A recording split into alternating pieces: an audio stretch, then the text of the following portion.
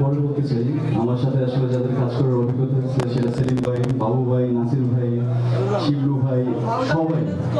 হ্যাঁ হ্যাঁ, ব্যালেন্স করবো, সাউন্ড ইঞ্জিনিয়ার লাগবে। হ্যালো হ্যালো হ্যালো,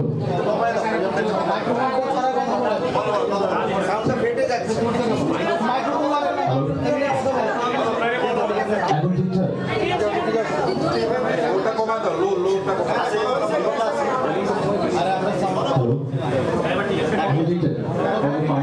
যেটা বলছিলাম যে এত সুন্দর বিউটিফুল কাস্টিংদের সাথে কাজ করার অভিজ্ঞতা যে কোনো আর্টিস্টের জন্য অনেক বড় একটা সুযোগ। তো আমার মনে হয় যে আমি পার্সোনালি আসলে অনেকদিন টাইম দিয়ে আসলে শুটিংটার সাথে ছিলাম।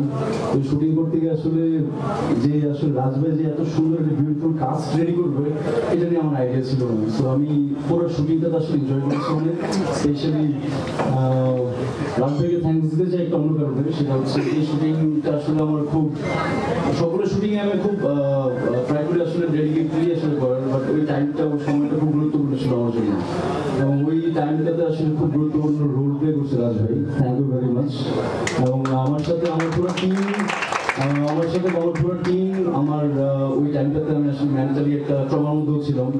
আসলে আমি এমন একটা টিম পাই যে টিমের আসলে সবাই আমাকে এত সুন্দর করে আসলে অ্যাকসেপ্ট করে এবং আমার প্রতিটা কাজে এবং সব জায়গায় সহযোগিতা করে। তো এটা আমি কোনোদিন ভুলবো না।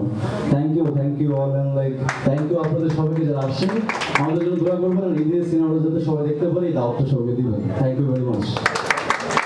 Thank you. এবারে আমি রিকোয়েস্ট করবো, ছবিতে অভিনয় করেছেন শহীদুজ্জামান সালিম, আপনি কিছু বলবেন। আর আমি যদি ভুল না করি, পরিচালক মোহাম্মদ মোস্তফা কামাল রাজের সাথে বড় পর্দায় কি এটা আপনার প্রথম কাজ? একদমই তাই। সো সেই জায়গা থেকে কাজের অভিজ্ঞতা তো জানতে চাই, কারণ ছোট পর্দায় অনেক কাজ দেখেছি আপনাদের।